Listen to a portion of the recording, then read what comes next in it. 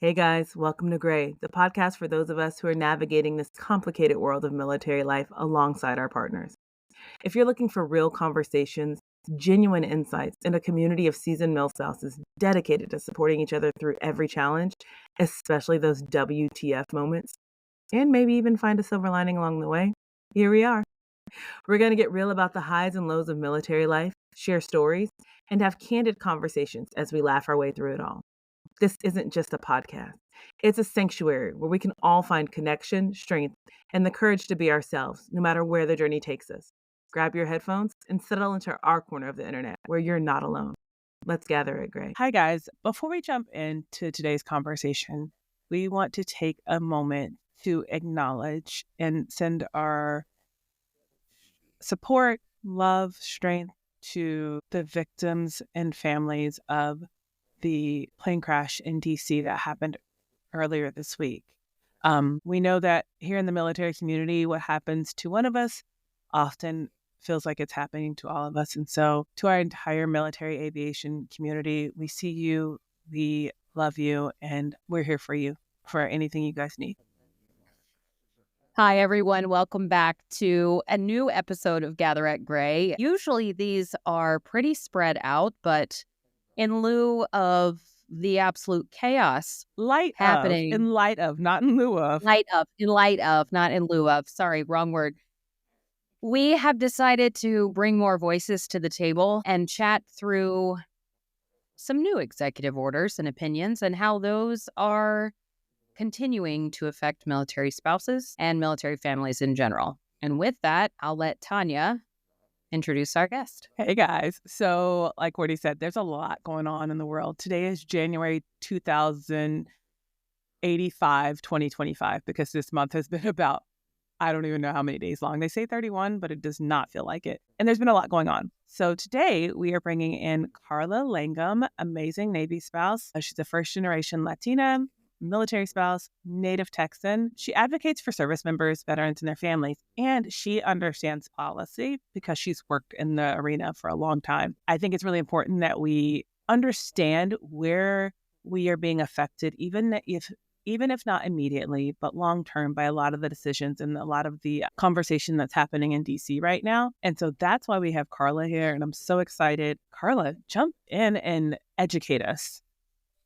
Yeah, no, of course. Like, first and foremost, I just thank you so much for having me on. And I know that you've seen me kind of wanting to reach out and bring attention and awareness to all these things that are happening at some point earlier this week. And what fresh hell is this, is what I wake up to every morning, is looking and seeing and really knowing that, not a lot of people are understanding what is happening.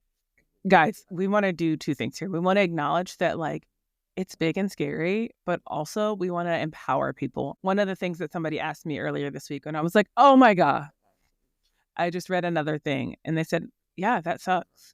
What are you going to do about it? And that was it recentered me and kind of refocused me to be like, wait, I am not powerless in this. So what am I going to do about it? And one of the things that I chose to do about it was to use the platform that we have to share real information with you guys. So there we go. Yeah. No, I love that. And I said that earlier this week too. It's going to be a 24/7 all hands approach of reminding people that, these politicians, they work for us. They don't work for billionaires. They don't work for anyone else. They work for us. This is great that you're doing this. I'm like, there's so much I want to say, and I got to pick one because you guys know my little squirrel brain is like, oh my God, and this, and this, and this, and this, and this. I'm going to start with the DEI conversation. A lot of times when we talk about DEI, because we know that that's been a big one, right? That has come up. Because a lot of times when we talk about DEI, the first thing that comes to mind is race and or religion, right? But what all, when we talk about it from a broader lens, DEI falls under that category? We're talking marginalized populations, right? So those who maybe on the regular don't get access or included in either types of jobs, schools. One of the ones that for me, always hurts my heart. I was a kid on free lunch, right? Like having that, like having access to food, right? Or having access to health insurance. That's another one, right? But it also means disabled. All these different types of DEI initiatives, socioeconomically low kids, right? There's a lot that goes into DEI, and it doesn't just mean, like you said, race, color, whatever, like nationality. It really is everyone. And whatever has set them back, we want to make sure to catch them up, right? Including veterans and military spouses, right? Correct. Exactly. Veterans and military spouses. And I think that's a piece that like isn't in the conversation a lot when we talk about this, is that it's a lot of it is about kind of what can help you get access, right? We know military spouse employment is really high. We talked about that some a little bit last time. Unemployment. What did I say? Yeah. Military spouse unemployment is unusually high. And so a lot of the initiatives that have come about to support getting military spouses jobs fall under DEI. So yeah, I just wanted to make sure that we kind of talk about that, because I don't know that piece of the conversation always kind of falls. Yeah. And that, bringing that up, one of the executive orders that was signed was to remove OFCCP, right, which is the Office of Federal Contract Compliance. And that has a lot of affirmative action items in it. And that was signed by an executive order way back in the day. And he kind of just made that disappear. So you call the Department of Labor, I've been discriminated against, or something happened at work, I was passed over because I'm a veteran, something, and we investigate. All those investigations are now on pause from one of the executive orders that came through. Interesting. I want to go back to, I mean, we've already touched on so many of them, but a lot of the headlines and the executive summaries are terrifying if you take them at face value. If you just read that and you move on and you make your own assumptions, although not good, the rest of the small print tends to be a lot more explanatory, right? Gives you different timelines. Now, some of these things were immediate. And I think you think about the Department of Labor and so many of these, especially around federal grants, that's like trying to turn the Titanic like you're driving a sports car. Mm-hmm. And so I can't even imagine sitting in a job where your entire job is to ensure that these things are moved forward, and then all of a sudden you have your hands tied behind your back, right? But I want to talk about your knowledge of some of the small print, some of the actual timelines in some of these orders, because I know with many of the ones directed towards active duty military specifically and military recruitment, a lot of that has an 8-month time frame. There's some of them that don't start actually, or it has to be done by, or the regulation starts at September. And I'm not sure if that's a fiscal year situation or they actually did a little investigation around what was the fastest they could get it done. But I want to see what some of your knowledge is around how many of them are immediate, how many of them are a little bit longer term. So a lot of the DEI stuff is immediate. Some people have been reaching out, I will say, asking why some funding has already stopped for some organizations who are participating in DEI. And again, we don't know what that means. Is that in hiring practices? What does that mean? And they're more than happy to correct that. As far as like longer term, as we start to see who is getting into certain positions, I think we'll start to have a better idea. A lot of times, executive orders, they come to the agencies and then the lawyers get on it and they're like, look, this is what we can do. They're not deferring to the agencies anymore to kind of write out this regulation. So we are a little bit in new territory. And I worked on the executive order with the First Lady's office for military spouses in government. And that took a lot of time. And that took a lot of, can we actually do this in executive order, or is this something that needs to be changed in statute, right? And it was just a back and forth. Well, we can't do that because that's law. We can do this because this is like his lever to pull, right? And some of it is, you don't want to say some pageantry in there. Like we will try as this agency to see what we can do. But it got the conversation going, right? There is definitely strategy behind it. A lot of these EOs as well, digging down into them. A lot of it is going to be fluff and noise. And then kind of cutting through that noise to really figure out where can you do this and how long will it take? So much is going into the court system right now and being fought and pushed back on. Aren't there understanding that this has already happened to quite a few federal employees across many agencies, and also understanding that they constitutionally have a lot of protections, having been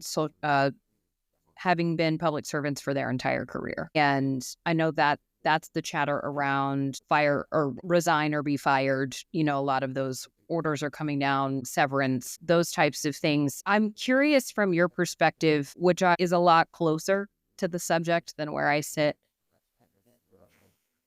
The media is portraying it as a mass casualty situation.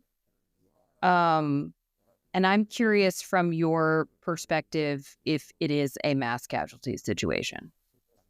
In terms of people being let go in government, yes. And what's going to come out of that is going to be a restructuring and a renewing and a reliance on centralizing power differently than what we're used to. I have friends texting me right now. I think you all saw the fork in the road email that they received. Mm-hmm. And that for me again goes back to, guys, these are public servants. Mm-hmm. They deserve respect and professionalism because they are professionals, right? They are the technocrats.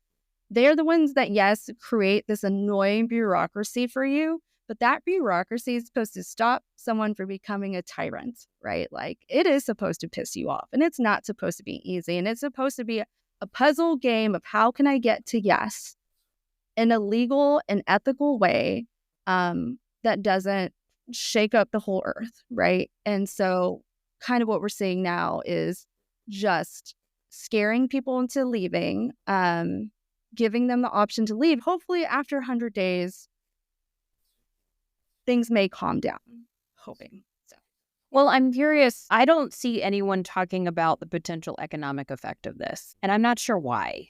We're so focused on, maybe it's because there's so much noise, Karla. Maybe it's because that's the point, right? There's so much being thrown over and over and over all day long, something new.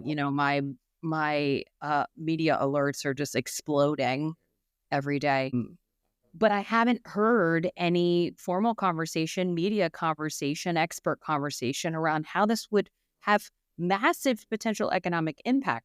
Tanya and I have talked about, especially with the military community. When we talked with Jennifer Barnhill last week, we were talking through so many families are dual income families in the military community specifically. And yes, military spouse unemployment is high, and it has been high for over 5 decades.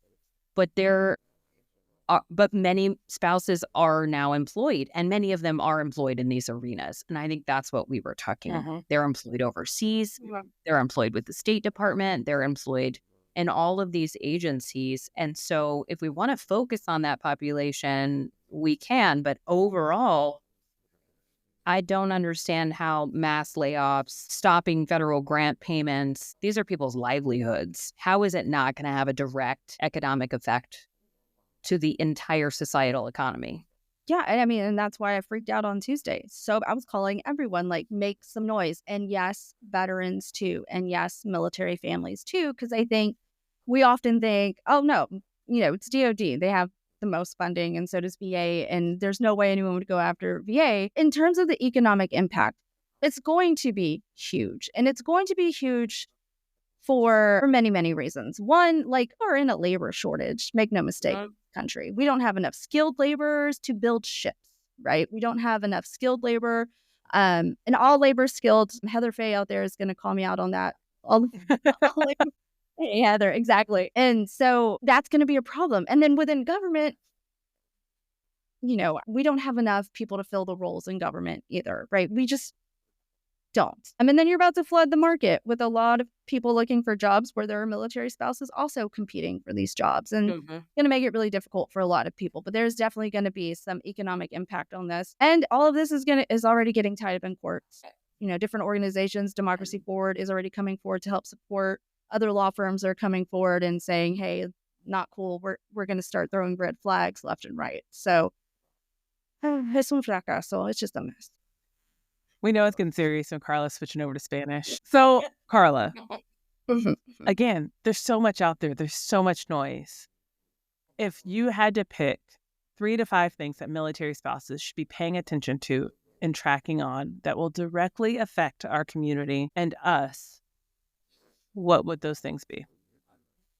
I would right now look at anything that is discretionary spending. So my MCAA, the scholarship program, that's one that will be impacted. Maybe anything that has to do with DODEA schools and grants as well. So just really Google discretionary spending and how does that impact me and those benefits out there.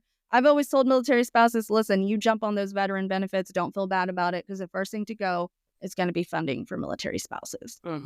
I would also look at our new Assistant Secretary for Strategy. He has an interesting document out there as well that kind of outlines where he wants to cut spending. And again, it's DODEA, right? They want to Really?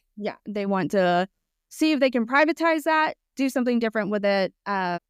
Who have worked in government, they are looking at pulling, and this is obviously not done or set in stone. This is just strategically thinking ahead. They're bringing a lot of the military to the borders and changing a lot of like the mission and the vision. So it's not a whole lot of global security as it is security here at home. Oh, using military for internal, for lack of a better term, internal national security.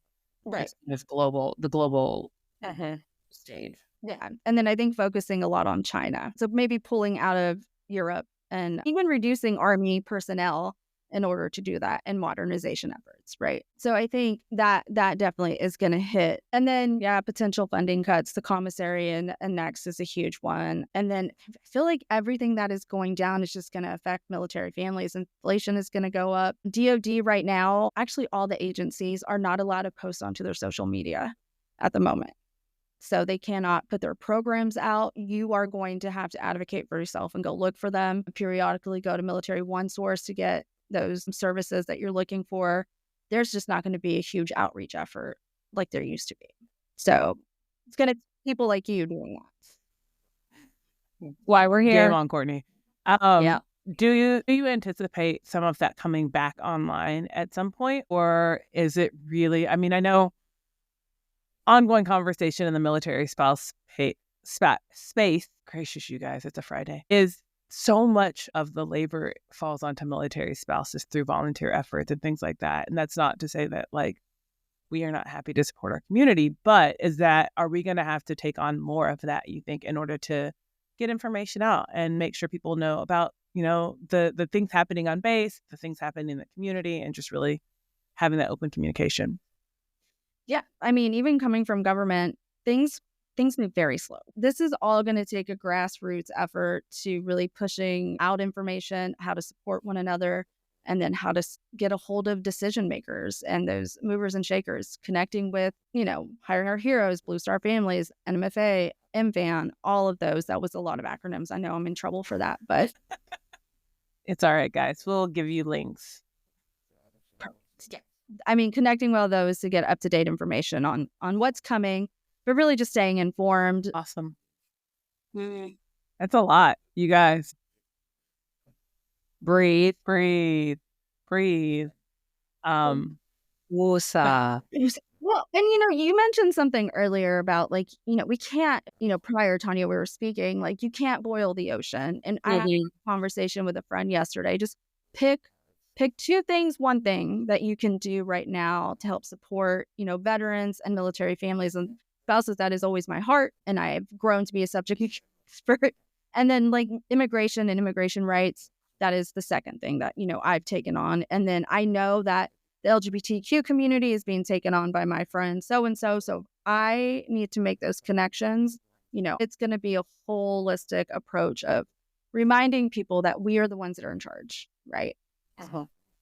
I love that. And that was actually going to be my point my next point was that we can't do everything, you guys. And so even in the midst of the overwhelm, just reminding ourselves that we can't do everything, but we can do something, whether that's getting informed, sharing information, connecting, and not just connecting online. Guys, I think it's really, really important. And I say this as someone who hid in the corner of her couch for a solid week and was like, I just really like this cozy corner and I don't think I need to go out there. Connecting in person, right? And really making sure that we're building our community and supporting one another. Thank you, Karla.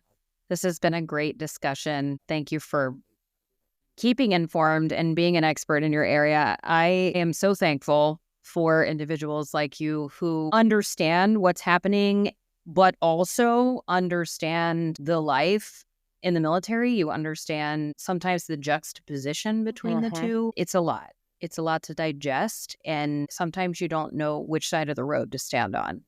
And so I really appreciate your perspective. We probably will come back to you with more questions. Of course, please do. That's what I'm here for. I fortunately, like I tell my husband I care too much, and I shouldn't be this into it, but because it makes my brain hurt too. But yes, I'm here for it. Let me know how I can support. Thank you, Karla. You are awesome. We really appreciate you. Thank you. That's a wrap on this week's episode. Thanks for joining us, and we look forward to continuing to provide a space to get real about both the challenges and the beautiful moments of living this military life. We hope you find support and, of course, some laughs. Remember to follow us on the socials, and don't be afraid to join the conversation. Until next time, this is Gray.